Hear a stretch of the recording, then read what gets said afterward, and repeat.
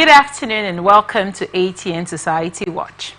This is a program where we ventilate societal issues, give them aggregate attention with a view to prefer solutions that would benefit humanity.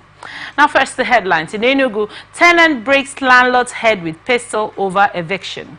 In Lagos State Court sentences ex-police inspector to death for murder. In Ogun State Court sentences couples killers to death by hanging.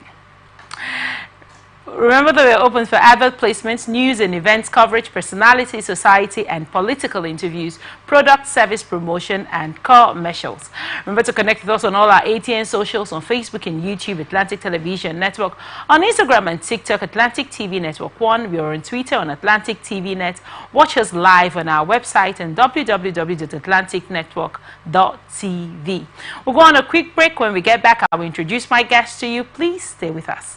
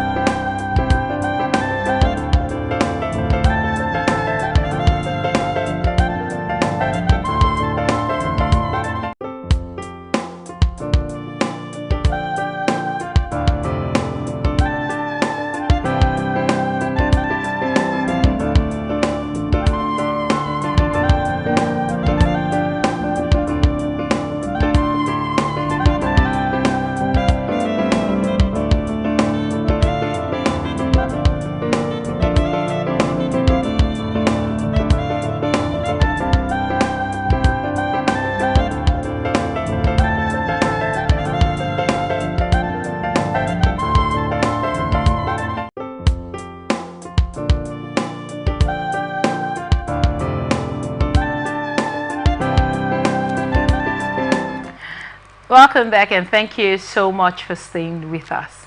Here with me in the studio to, have critical discourse on this report is my amazing guest, Mr. Handover to God Luke. He's a social analyst, and we are so glad to have you join us today. Thank you. Thank you so much. Now let's go right into it. Tenant-landlord conflicts are not uncommon in Nigeria, but when they escalate into violence, it raises serious concerns about societal pressures, economic hardship, and conflict resolution. A recent case in Umugbage, Ovoko, Igbo is a South local government area of Enugu State, has shocked many after a woman allegedly struck her landlord on the head with a pestle following a dispute over eviction. Reports indicate that the landlord and orphan had allowed the woman and her 2 children to stay in his house, but tensions arose when he asked her to leave.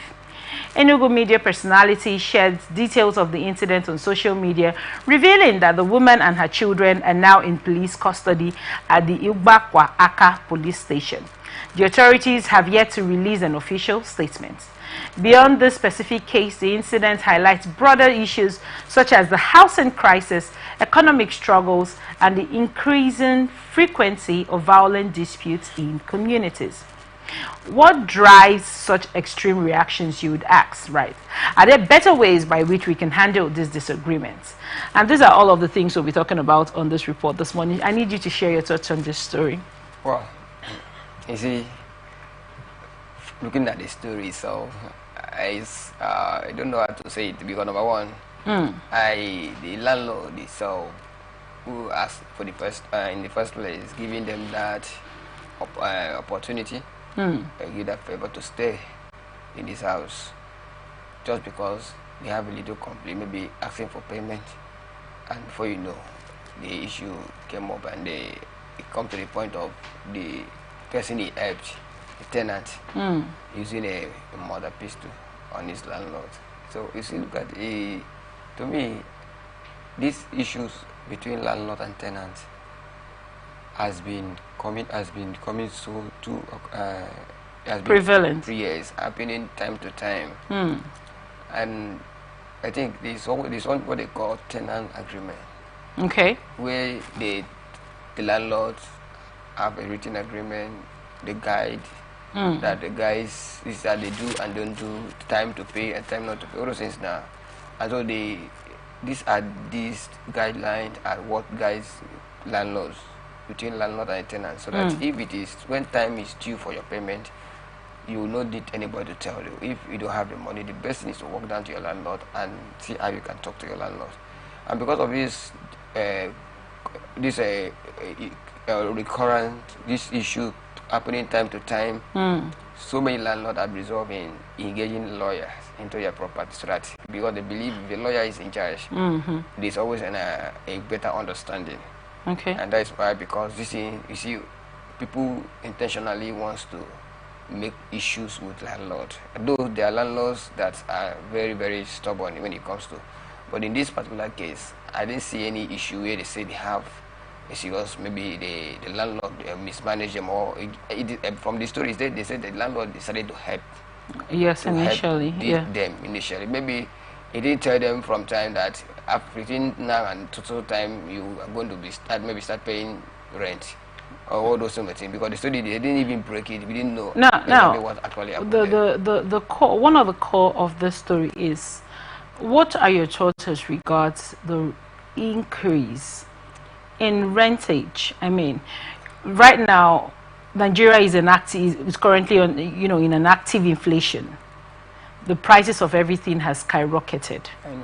Now, ordinarily, a few years ago, one would be able to get maybe a 2-bedroom apartment or a single room, maybe at 80,000. I think that is now around 150.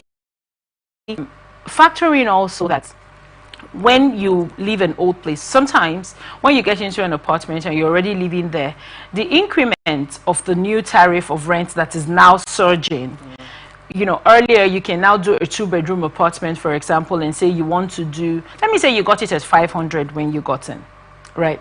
And maybe you've been there for 2-3 years, and this rent is now increased. Maybe you still choose to pay. The idea that when you move out of that place to a different place, you're going to be told like 1.5 million. Yeah. Right now, some people are even saying you have to pay 2 years. Do you think factoring that in mind could have been a reason why the lady chose a violent approach as opposed to a peaceful resolution of packing her things and living with her 2 children? You see, the cost of material and the cost of things in Nigeria, in fact, it's not only on the issue of landlords, it's not only on the issue of house rent. It has cut across all. You see, before, like you said, a 2-bedroom flat used to be paid for 300,000, 250. But right now, they said 250 cannot be paid for 1 second. So the increase has become so much that even everybody needs to step up. That is just the truth. So you secondly now, in this issue, particular case now, if you're living in a house and you find out that the increase has gone beyond your level, the best thing you need to do is to see how you can divert it, because you can leave the place. If you try to talk to your landlord, to explain to your landlord, because somebody who have lived in the house when the house was like 200, maybe a 2-bedroom flat, and he has lived there for like 3 years, 2 years, and 4 years, and suddenly it's not even a new house, and the rent started increasing because of everybody's increasing the rent. For some landlords, like some of them, they consider their own tenants, having known that when the thing was low, these people were there, they were living in that house and paying him. They understand that? But if a new tenant comes, I remember where one of my friends is staying, their landlord is still collecting. That place is 2-bedroom flat in Mudara. What the landlord is still charging his tenant here is 250, 300 for 2-bedroom. But there are some places, like the one we just checked last week, it was 1 bedroom, it was 1.5. So it has gone to the point that everybody, where you are staying, if you try to get understanding with your landlord and it did not work out, the best way is to, and then some landlord, you need to negotiate or to give us some time. Maybe the issue that happens that comes to this issue that generates this conflict is the issue of time. Please, maybe the lady, maybe the woman and the children has tried to plead with the landlord. Please, we have been, see,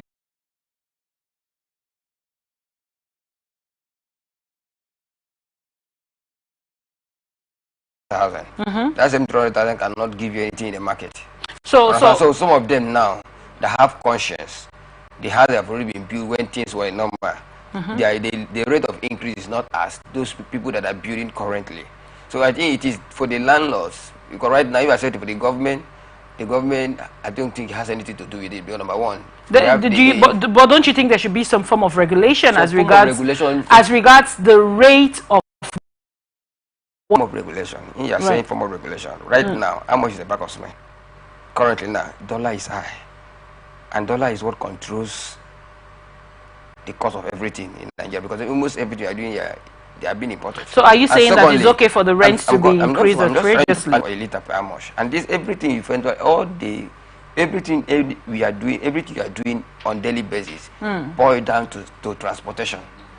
And farmers go to farm and harvested is our crop, that is supposed to be sold in a very normal rate, but because the cost of transporting that goods to the market alone, indicated an amount for a percentage, as it were, for increments in these things. It's to help give a mitigation. Lettings that makes things to see this how it should be, and everybody should be known for this. Very well. For that reason, even the rent. There's landlord, there's some place you go to rent a house. This one I'm giving my house for 10,000 naira per room. This one I'm giving for 7,500 per room. And it show you the future of the as it. I've seen the system whereby you are trying to talk to the person and say, please, you know how it is that the next person behind you will just pay. Do you think that is why the tariff is not going low? That is why. That is the reason. Because even when you are complaining, the common man is complaining. The people that feel they can do it is saying it's okay. And for saying it's okay, you're doing it, increasing these things because of the elite. What about the common man? Right, it's not being put into consideration. I want to get your thought on, what are your thoughts as regards to the way we resolve conflict as a people? You see? Do you know?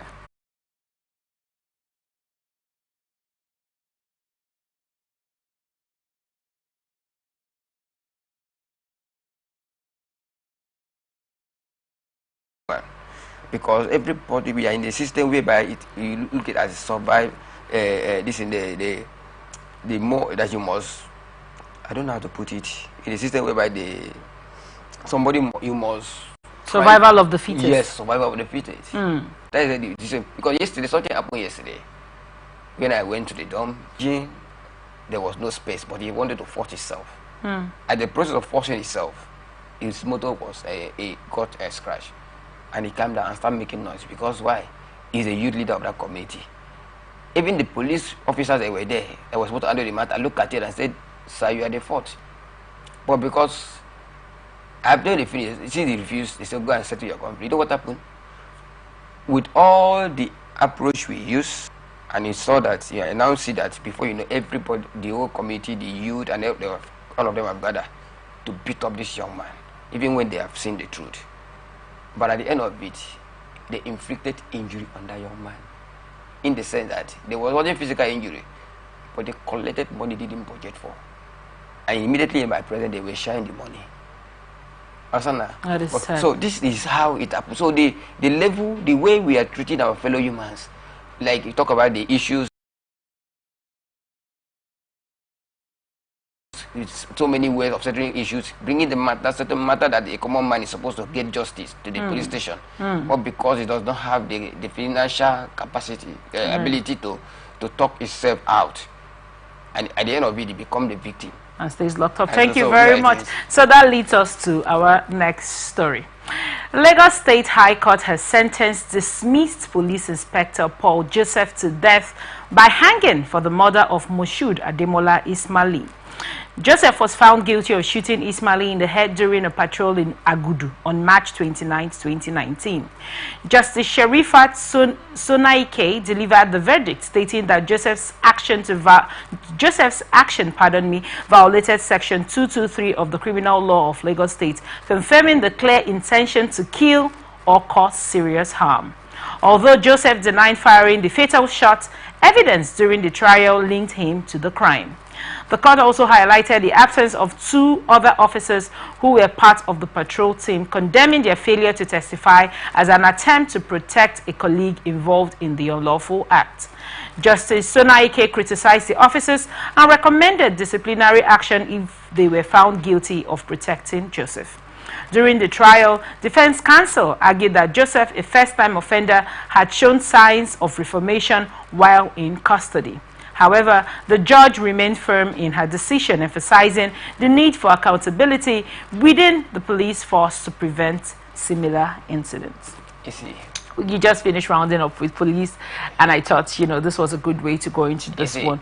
What are your thoughts? This is what this issue has been going on over the time in our sister country. I could remember a young man that was killed at Kala police station some years back. Do you know what killed that young man?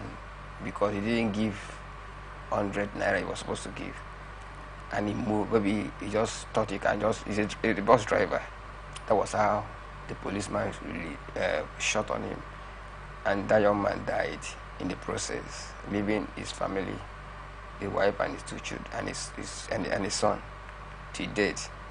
You see, it is something I discover. And people are more careful when you're meeting the police patrol team, mostly, and when they're on patrol, when they're on duty. They understand that they are serving Nigerians, and they understand that Nigerians deserve the best. When you, for instance, come in contact with a group of boys or group of people, and you stop them, the approach you use sometimes, if you are not patient enough, you try to ask them, or maybe try to shout on them, because the way they treat humans when they are on duty. Where I'm going is because of what just happened. Right. Opening that fire, he's just trying to react in his job, and unknown to him, he get himself where he has got himself. So I think to the penalty that are given to this particular police officer, I think to me it will out of the body, apart from the head, where at least to get some proof before any other thing, it would have been different. But this one, even when you are chasing a criminal that you are not too sure, you don't have that right. A lot of young Nigerians has been gone through the same process of shoot aside, because they just feel that this gang, these are a group of boys, they don't know what they're doing. They try to cop them. Nobody will see somebody coming after him and he will not want to escape. Right. So it is not right when you have not confirmed this person a criminal, or you have not confirmed these people on the act, that you open fire. Somebody that intentionally commit a crime that is supposed to be paid for his crime, keep on shouting, crying at the end of the day, when facing the reality at the end of the day, keep asking for change and appealing that he is sorry, and at the end of the day they say, okay, he has shown some remorse, and let him go. It will become a license to every other person to carry out any form of atrocity, knowing that when you show some level of remorse, understand that if you go, there's a storyline that is trending now concerning the correction center, and he's now part, he wants to become an ambassador. And before you know, if justice is not being given, the right justice is not being given, that same person will now become a member of the society tomorrow with all that he has done. And before you know, another people will say, okay, if this young man, this kind of person can be forgiven, it means I too can be forgiven. And because number one, what I'm saying is that in the it depends on the lawyer. In every case that has been taken to the court, the judge that sit over that matter sometimes is the one that decides how fast that case will be. And secondly, if the defendant, the lawyer, the prayer they give during the issues, and your lawyer keep on appealing, and so if he keeps pleading, the appeals, are they like a delay tactic? It's part of the delay tactics. And secondly, it also contributed to funds. Okay. Because the more the case is delayed, the more the lawyers make their money. So the cases that are supposed to be decided in 6 months, they just want to gather more evidences, because each day they appear at the court. But 6 years. Each day they appear at the court, and as long as the person, the culprit, keep pleading not guilty, they mock, and the defendant will always want to do something to make sure that we'll look for a way to nail the person. So it depends the lawyer that handles the matter, and it also depends the judge that's in charge of that case to decide over that case. Now, so the reason why some of these issues are delaying like this, because one, they want to take time to have evidences. Okay, I want to before we quickly round this up, I want to draw your attention to, not a similar matter, just something a little bit different, but still looking like it's going to take an equally long time. You mentioned Temileyin, the gospel artist. He was caught with the head. Even with that? He was caught with the head. Yeah. He has verbally confessed with his mouth that, yes, I did it. Yes, I killed the person. But he has pleaded not guilty. And do you think that now forms a part of why justice is stretched? And I also want to pick your thoughts as regards if this long stretch is a reason that these crimes keep on going on. Because like I said, one of the good things of this report for me is seeing justice happen in real time. Now, because we don't get to hear, it takes so long for most of this, for the justice to come forth and for the verdict to be given. Do you think that also creates some kind of a boost for people to do similar things? When this issue is very prolonged, the more delay it is, the more it takes away the minds of people from them. But people will not even know that case is still going on. Right. At that point in time, the highest bidder. Understand? Because even when you take matter to court, if you have a good lawyer, that can defend you, and you don't have the money, except the lawyer himself, right, is really interested in that matter. I want to see justice. And what delays that matter is because the others defendant also looking for a way to save his client. Very well. And so all this is now has a way of, because in as much as they have not come to the conclusion of evidences that will give final judgment, in as much as the defendant, the defendant lawyer, keep on coming with proofs of to deliver or to set free his client, and your lawyer does not have more evidence as well, and it will be delayed. I want you to hold that lawyer thought, because our next story is still on the judiciary and justice system. Few crimes take a community as shaking as when those closest to a family turn against them. The tragic murder of Kehinde and Bukola Fatunye, along with their son Oreoluwa, is not just another criminal case. It forces society to confront uncomfortable truths about trust, economic hardship, and the lengths people get to go out of desperation. A high court in Ogun State has now sentenced Lekan Adekambi, Ahmed Udetola, and Wahid Adeniyi to death by hanging for the crime. The gruesome attack, led by the family's own driver, highlights the fragile balance between employer-employee relationships in a society where financial struggles often fuel resentment. Adekambi, who had worked for the Fatoyes, admitted that he planned the attack after they refused to grant him a salary increase or a loan to buy a motorcycle.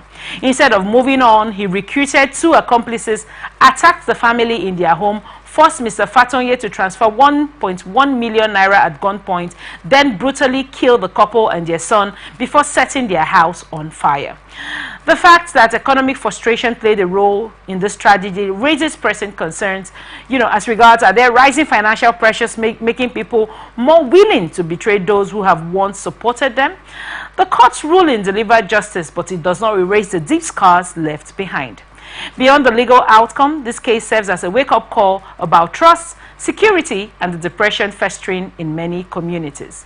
Now, what are your thoughts on this story, given that we are just, rounding up a discourse on justice? This is rightly a win. What are your thoughts on this? You see, looking at the storyline itself, I don't think there's any judge that will not give the right judgment. I'm telling the truth, because the act alone is barbaric. It went extra mile. It went too far. If they refuse to have not paid the salary, maybe you don't know there's a reason why they have not paid the salary. Why not to have it, or get the police involved, or get a human rights lawyer? He was being paid. He wanted an increase. He wanted an increase. Or he wanted a loan so he can buy a motorcycle, and they turned it down. So do you know why they didn't give you the loan? Maybe the financial system, maybe they look at their financial system and they discover that if they release that loan at that point in time, maybe to affect the business. So it's sort of him to camply pleaded with the organization and give them reasons why they should offer him that loan. Right. There's a reason you present, and they will look into it and do something about it. Now, if your organization refuses to give you loan, is there any no other place you can get loan? Well, because he's working with them, he have known the in and out. He believe the money is there, even when he don't know. Even he believe the money is in the system, unknown to him, that maybe they are just looking good, but they don't know the debt these people are servicing on a daily basis to keep the organization going. And because they didn't give him what he wants, he went extra mile to plan evil. At the point, even after getting the money, he still go ahead to kill that family. That means he killed the father and the mother, and their son was tied and thrown into the Ogun River. So they give him the judgment by hanging and whatever is. In fact, if there's any other thing, the other way of killing, I think it will be, because number one, the action. I want to get your thoughts on employer and employee relationships. Employer and employee relationships. How do you think the synergy is supposed to flow? One, if you're working with somebody, you are the one employee. Right. The best way is to have a friendly relationship and a friendly environment. Okay. That's our employee that have that environment. Some of them are also harsh, but I don't think in this case, even if your person employing you is a kind of harsh person, that has not given you the right to go that extent of taking the life of that person. The person is to relocate, leave the person's job. There are other places you can work, or you sort for money and get yourself a business so that you can monitor your time, you can control your time. you can be the boss for yourself. All right. Than because somebody that employ you is not treating you well, doesn't mean you must die there. There's always a way out. So the employee and the relationship and the workers is that if person employing you does not give you room to be close, and it's not even wise to be too close, becoming too familiar with your boss, sometimes it makes you offend him or her when you are not supposed to, because you won't even know when you make mistakes. Now, so Mr. Handover, how do you think people can ensure their safety when those they employ or live with have grievances? How do you think? Because I don't know if this family realized that this driver was already aggrieved by them turning down his request. See, what really happened there is, one is that before you employ anybody, even when you employ that person, within the period of 2 months, you should be able to know the person's attitude and characters. But people pretend. Even when they pretend. Okay. You must discern. Every human being, right-thinking human, that every right-thinking adult have that spirit, that inner spirit that discerns things. You don't need to tell me if you have this spirit of discernment. One the time you see me once, twice, you should be able to pick out something, even though you are not too sure of it. There should be some discernment, some signal. So this driver, for this driver to carry this out, within the time frame that you have been working with this family, this particular organization, there are some attitudes that have been displayed, but they decide to ignore it. They decide to ignore it, and sometimes they decide to ignore it, and secondly, it is like they make him allow him to become more close to the family, and know, because if he's not that close to the family. But it's usually said that you're supposed to make your staff comfortable, especially domestic staff. Domestic staff. Also, he has been told, even when you make your staff comfortable, there are some things, except you have tested the person and have understand the person's mind, the spirit, who the person is, and this person cannot harm you. That is when I've seen some people who retain their staff to become their family member.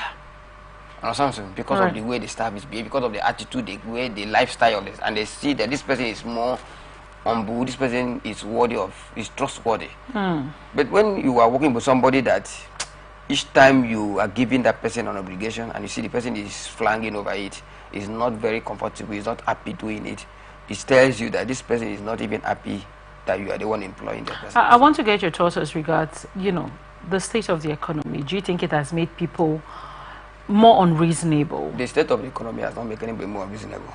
Okay. Why do you think we have this cases more prevalent now? It's because everybody you see has already developed this kind of a beast art. Everybody just like wants to grab. It's not because of the economy.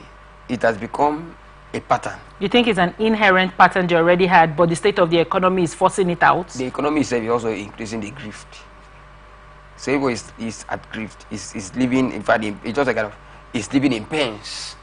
Because no matter what you make, you find out that even when you are making money in this angle, this other angle is starting to take it up. So everybody is like struggling of a survivor. That's what I'm just saying.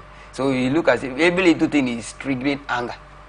It takes only people who have the fear of God that can still keep their integrity in this current society we are, and there are very few people. So to me, when you're dealing with human, you have to be more careful. Like something happened yesterday, I took a risk that I'm not supposed to take. I take that risk because the people I took that risk for, if it was me, they would not do it. But I only want to prove to them that there are still good people